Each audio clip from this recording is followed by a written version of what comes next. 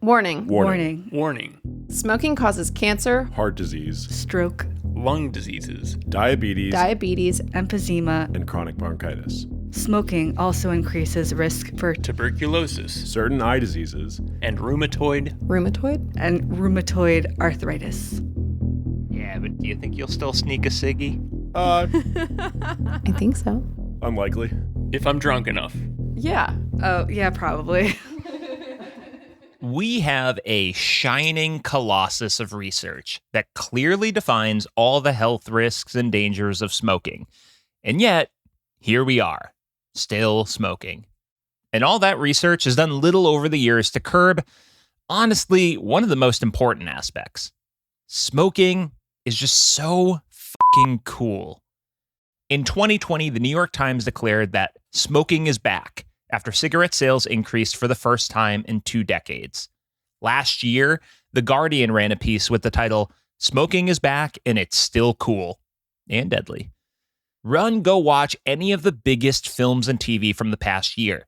The one thing they all have in common, they'd all do a little better with Timmy Chalamet in it. That and smoking is front and center. Culture feels dominated by what writer Imogen West Knights termed luxury fatalism. The feeling that everything is garbage and that there's no real recourse to change that fact. So we should all just go all in on whatever it is we enjoy about life. Well, one new company, Blip, has set out to change all of that in a way that's never really been done before in the world of smoking. In the company's own tagline, Blip gets you off. I'm Matt Brown, and this is The Growth Show, a special series brought to you by The Hustle Daily Show, all about how to grow a business, an idea, or a movement.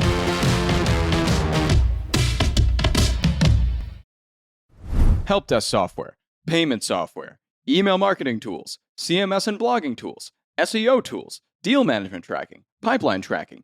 You don't need more tools to get more out of your business. You just need HubSpot.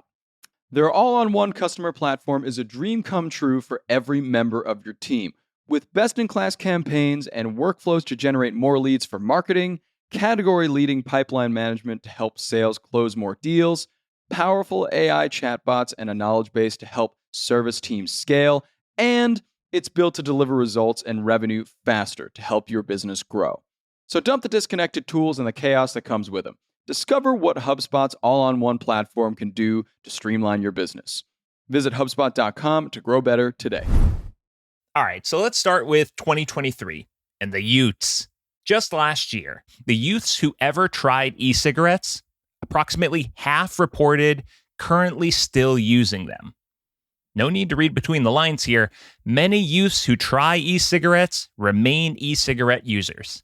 So that's the problem we're talking about today. Specifically, it's about how to reach Gen Z, a demo that's quickly becoming the most valuable audience, already accounting for 40% of all consumers.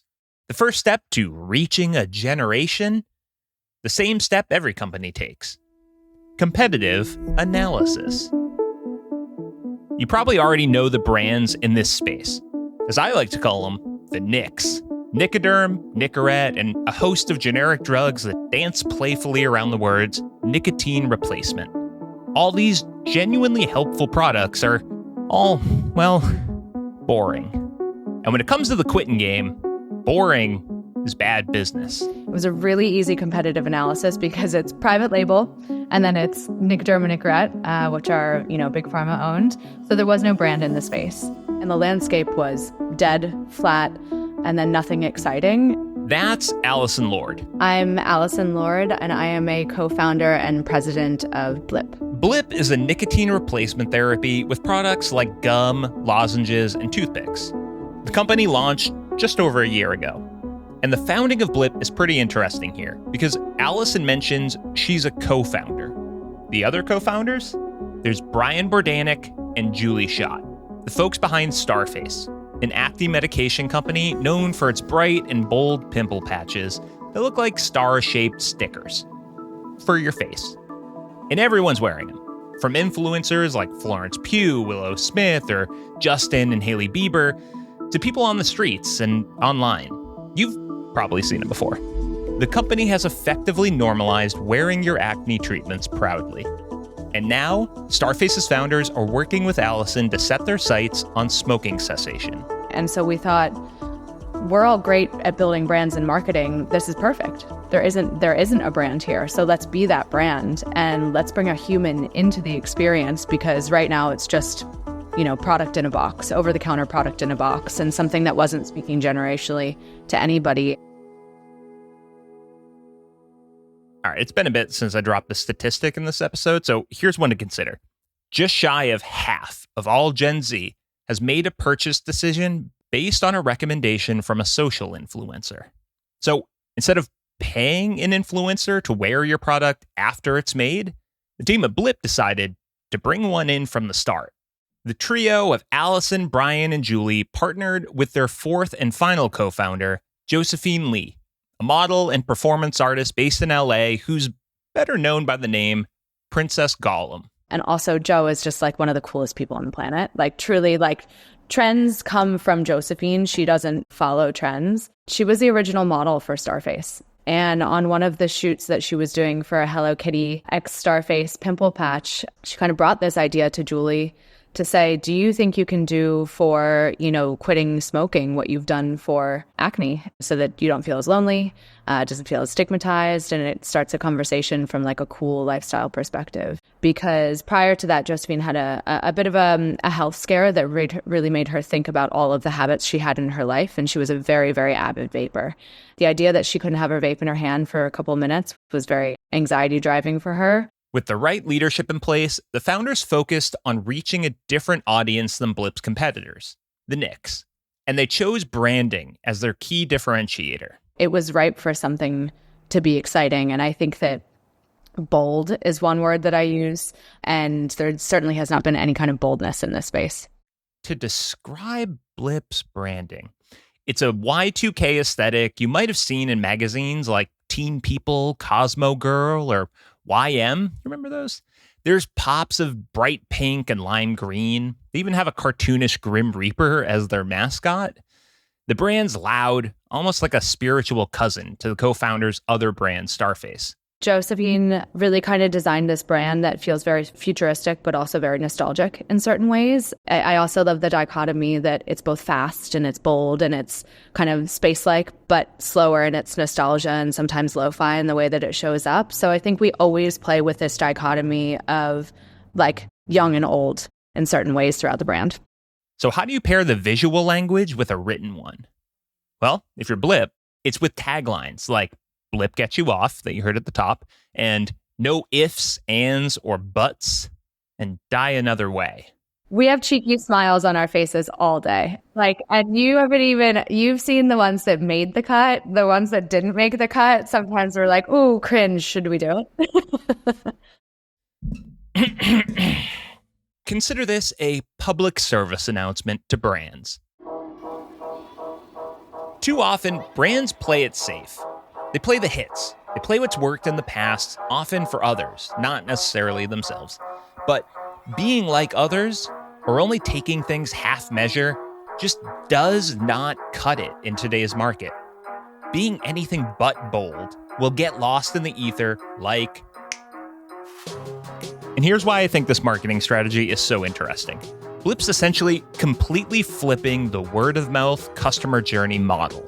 That kind of drove our idea of if you can get to the younger smoker or vapor between, 18 and 24, or even that 24 to 29 age range, and then they go home for the holidays and they've quit their smoking or vaping, or they're not doing it where they typically would. And their parents or their grandparents are like, hey, how'd you do that? And then they almost backwardsly talk to this next generation that only really knew of our, pharma competitor. I think there was a world in which the smoking and vaping is such an everyman story. At what place could we start so that it can infiltrate kind of shadow segments? But even with this tight and bold branding, Blip has to stay cautious. We've seen how, marketing can get people in trouble. In 2023, Juul Labs Inc., the makers of Juul vapes, agreed to pay $462 million to 6 states and the District of Columbia to resolve lawsuits and investigations into marketing addictive vaping products to children. So Blip's cautious because while their product intentionally reaches Gen Z, it's not meant for children. There's nicotine in their gum and lozenges. That means medical review, regulatory review, and legal review. So how do you find that balance? Allison has to know where to say no. We're very cautious on TikTok because it's a younger platform, so we don't actually have paid spend behind it. We don't advertise on TikTok. One of the important things for us, though, too, is creating context around our products. So did we look at the idea of going into convenience stores and bodegas, and we kind of have a plan when we want to do that? Absolutely. But when you're on a back bar in one of those, you could very easily look like a recreational product rather than a quitting product. So showing up in a pharmacy space for us in a quit smoking section, for me, contextually made the most sense.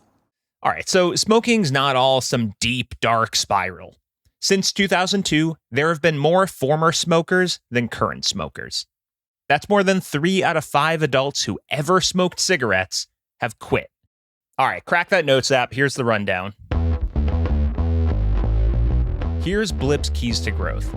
Building a proven leadership team that understands and partners with influencers from the start. Developing a brand and messaging that cuts through the white noise and influences upwards.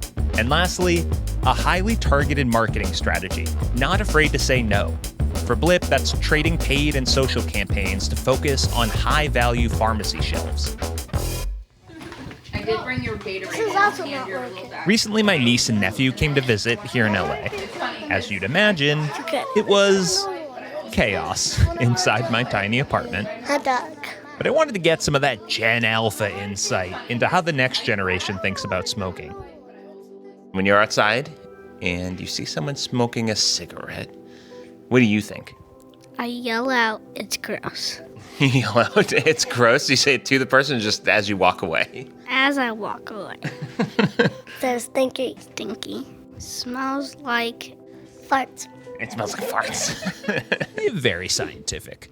And do you think that smoking is cool? No. Mm-mm.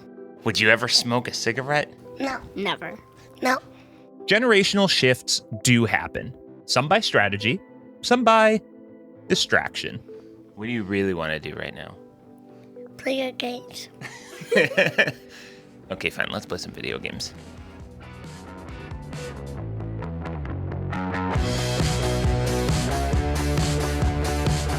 Today's episode was written and produced by me, Matt Brown.